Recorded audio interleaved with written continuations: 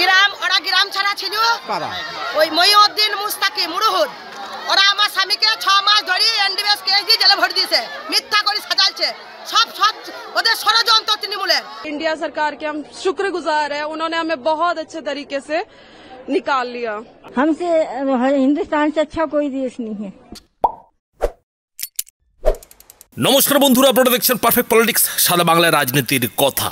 বন্ধুরা, প্রথমেই বলে নেওয়া ভালো যে কারো ধর্ম নিয়ে কোনো মন্তব্য করা আমাদের মানায় না। আমরা কারো ধর্ম নিয়ে কোনো মন্তব্য করতে চাই না, পাশাপাশি আমরা কে কাকে ভোট দেবে সেটা নিয়েও কোনো মন্তব্য করতে চাই না, সেটা নিয়েও কোনো কথা বলতে চাই না। কিন্তু এই মুহূর্তে সারা দেশে কি চলছে আর আমাদের পশ্চিমবঙ্গে কি চলছে সেই দুটো ছবি যখন পাশাপাশি রেখে দেখছি, তখন কোথাও যেন একজন বাঙালি হিসেবে লজ্জায় মাথা নত হয়ে যাচ্ছে। লজ্জায় মাথা নত এই কারণে হয়ে যাচ্ছে যে একদিকে যখন ইরানের মতো একটা জায়গা থেকে, ইরানের মতো একটা যুদ্ধবিধ্বস্ত দেশ থেকে সংখ্যালঘুদের, আরও স্পষ্ট করে বলা ভালো এদেশের ভারতের মুসলমানদের কেন্দ্রের নরেন্দ্র মোদী সরকার একেবারে খুব সুন্দরভাবে দেশে ফিরিয়ে নিয়ে আসছে, ঠিক তার উল্টো দিকে আমাদের পশ্চিমবঙ্গে সেই সংখ্যালঘুরাই অর্থাৎ মুসলমান সম্প্রদায়ের মানুষেরাই নিজেদের মধ্যে গোলাগুলি করে প্রাণ হারাচ্ছে।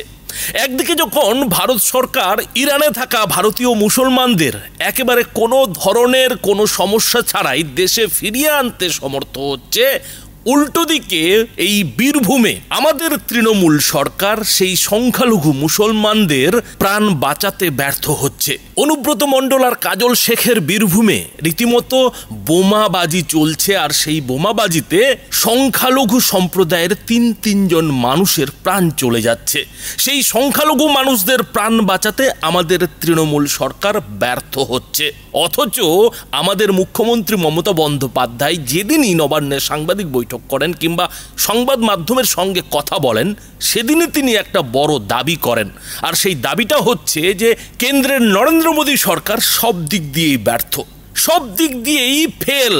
আর যতক্ষণ না সেই সরকারটা কেন্দ্রের ক্ষমতা থেকে, কেন্দ্রের কুর্সি থেকে উৎখাত হচ্ছে, ততক্ষণ পর্যন্ত তৃণমূল নেত্রী মমতা বন্দ্যোপাধ্যায় নিশ্চিন্তে ঘুমোতেও পারছেন না, নিশ্চিন্তে থাকতে পারছেন না। এবং সব থেকে যেটা মজার বিষয় হলো যে তৃণমূল নেত্রী মমতা বন্দ্যোপাধ্যায়ের এই যে দাবি, সেই দাবিকে এ রাজ্যের মানে পশ্চিমবঙ্গের যারা সংখ্যালঘু সম্প্রদায়ের মানুষ, আরও স্পষ্ট করে বলা ভালো মুসলমান সম্প্রদায়ের মানুষ, তারা কিন্তু পুরোপুরিভাবে সমর্থন করছে। তারা এতটাই সমর্থন করছেন যে মমতা বন্দ্যোপাধ্যায়ের রাজ্যে বিজেপি কোনোভাবে ক্ষমতায় আসুক সেটা তারা কোনোভাবেই হতে দিতে চান না। আর সেই কারণেই তো আজকে বিরোধী দলনেতা একেবারে প্রকাশ্য জনসভায় যেটা বলতে বাধ্য হন যে এ রাজ্যের পশ্চিমবঙ্গের সংখ্যালঘু সম্প্রদায়ের মানুষেরা বিজেপিকে ভোট দেবেন না, তাদেরকে ছাড়াই বিজেপিকে এই রাজ্যে ক্ষমতায় আসতে হবে, এবং তার জন্য বিজেপির তরফ থেকে রণকৌশলও নিয়ে ফেলা হয়েছে।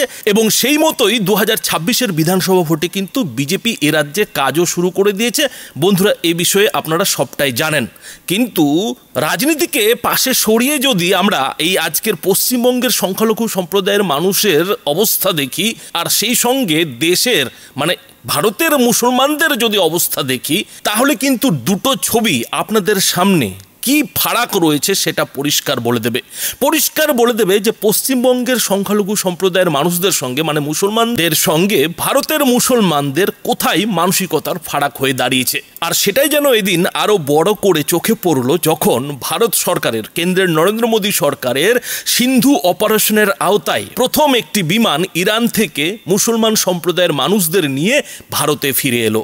এবং ভারতে ফিরে আসার পর এই সংখ্যালঘু সম্প্রদায়ের মানুষেরা, ইরান থেকে ফেরা ভারতের মুসলমানরা কিভাবে কেন্দ্রের নরেন্দ্র মোদী সরকারকে বাহবা দিচ্ছেন, এই দেশের মাটিকে চুমু খাচ্ছেন আর আনন্দে চোখের জলে ভাসাচ্ছেন, বন্ধুরা সেই ছবি দেখুন।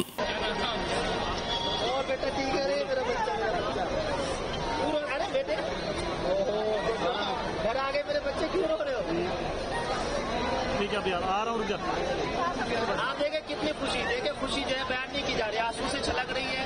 इतनी खुशी महसूस होने की बयान नहीं किया जा सकता है। हम तमाम लोग इतने ज्यादा खुश हैं, नहीं बयान कर सकते। फीलिंग फीलिंग्स बयान नहीं कर पा रही हूँ कि मैं इस वक्त क्या महसूस कर रही हूँ। मेरा जो फैमिली थी वो परेशान थी बहुत। हम वहाँ पे बहुत सुकून से थे, हमें 5 स्टार होटल मिला वहाँ पे, बट हमें बहुत ही सेफ जोन में वहाँ पहुँचाया गया, लेकिन यहाँ आके एक सुकून जिसे बोलते हैं वो हमें मिला। Thank you so much Indian government, thank you so much. हमें लग रहा था कि हम कैसे जाएंगे, बॉर्डर से कैसे निकलेंगे, पर इंडिया सरकार के हम शुक्रगुजार है, उन्होंने हमें बहुत अच्छे तरीके से निकाल लिया। हमसे हिंदुस्तान से अच्छा कोई देश नहीं है। हिंदुस्तान बहुत अच्छा है हमारा। पूरी मदद की गई। जी जी बहुत अच्छी। हमारे मुल्क से अच्छा नहीं है, हिंदुस्तान से अच्छा मुल्क नहीं है कोई। क्या नाम है आपका? आले नबी।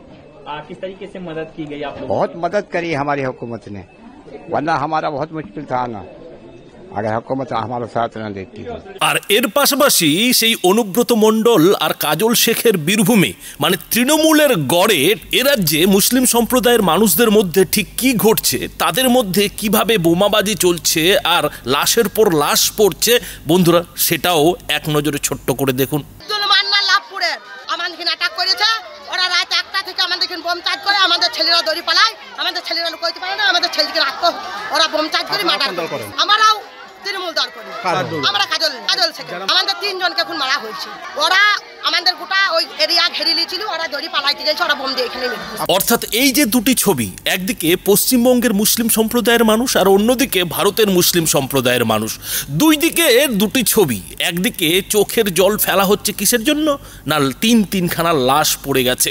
কোথায় পড়েছে? এই পশ্চিমবঙ্গের বাংলার বীরভূমে। আর তা নিয়ে সেই মুসলিম সম্প্রদায়ের মহিলারা চোখের জল ফেলছেন। আর ঠিক তার উল্টো দিকে ইরানের মতো যুদ্ধবিধ্বস্ত এলাকা, যেখানে কিনা ভারতীয় মুসলমানরা বেশি মাত্রায় কাজকর্মের জন্য গিয়েছিলেন, কাজকর্মের জন্য থাকতেন, তাদেরকে যখন কেন্দ্রের নরেন্দ্র মোদী সরকার একেবারে কোনো ধরনের অঘটন না ঘটিয়ে সুরক্ষিতভাবে এদেশের মাটিতে ফিরিয়ে এনেছে, তাদের চোখেও কিন্তু জল দেখা যাচ্ছে।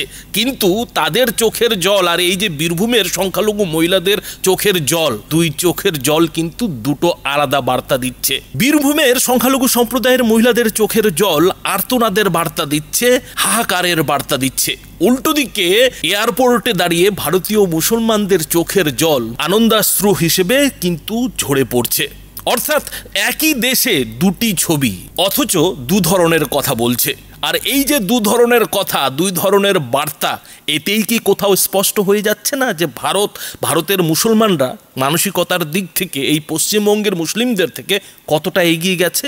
সব থেকে বড় যেটা আশ্চর্যের বিষয় বন্ধুরা, যে এ রাজ্যের মুখ্যমন্ত্রী তথা তৃণমূল নেত্রী মমতা বন্দ্যোপাধ্যায় যেভাবে এ রাজ্যের সংখ্যালঘু সম্প্রদায়কে মোদী সরকারের বিজেপির মানে হিন্দুত্বের জুজু দেখিয়ে, ভয় দেখিয়ে রীতিমতো হিন্দু বিরোধী করে রেখেছে, তাতে রাজনৈতিক বিশ্লেষকরা যেটা বলছেন যে আসলে এতে কিন্তু আখেরে পশ্চিমবঙ্গের সংখ্যালঘু সম্প্রদায়ের মানুষদেরই কিন্তু ক্ষতি হচ্ছে, পশ্চিমবঙ্গের মুসলমান সম্প্রদায়ের মানুষদেরই কিন্তু ক্ষতি হচ্ছে, তাদের পরবর্তী প্রজন্মেরই কিন্তু ক্ষতি হচ্ছে।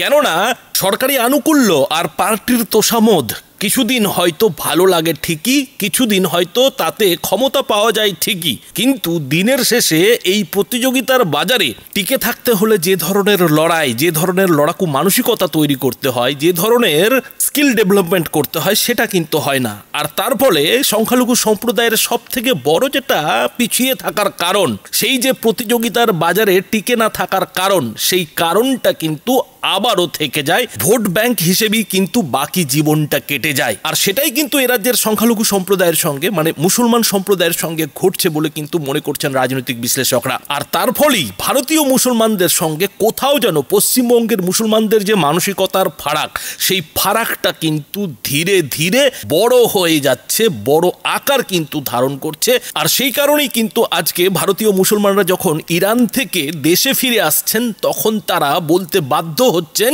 যে না, ভারতের মতো দেশ কোথাও হয় না, ভারতের সরকারের মতো সরকার কোথাও হয় না। অন্যদিকে এই পশ্চিমবঙ্গের মুসলমান সম্প্রদায়ের মানুষদের কিন্তু আজও সেই বোমাবাজি গোলাগুলির শিকার হতে হচ্ছে, এবং তার জন্য কিন্তু মুসলিম সম্প্রদায়ের মহিলাদের বুকে হাহাকার করতে হচ্ছে, তাদের কিন্তু আর্তনাদ করতে হচ্ছে। আর ঠিক এই জায়গাটাই এই দুই ছবিতে এদিন যেন স্পষ্ট হয়ে গেছে। তো বন্ধুরা, এ রাজ্যের মুসলমান সম্প্রদায়ের ভাই বোনেরা যারা রয়েছেন তারা কি এই দুটি ছবি দেখার পর তাদের কোনো মানসিকতার পরিবর্তন হবে? তারা কি নিজেদের ভালো, সত্যিকারের যেটা ভালো, সেই ভালোটা কি চিন্তা করতে শিখবেন? তারা কি কখনো ভারতীয় মুসলমানদের মতো মানসিকতায় এগিয়ে যেতে পারবেন? আপনাদের কি মনে হয়? আপনাদের মতামত অবশ্যই এই ভিডিওটির নিচে কমেন্ট বক্সে লিখে জানান। ধন্যবাদ।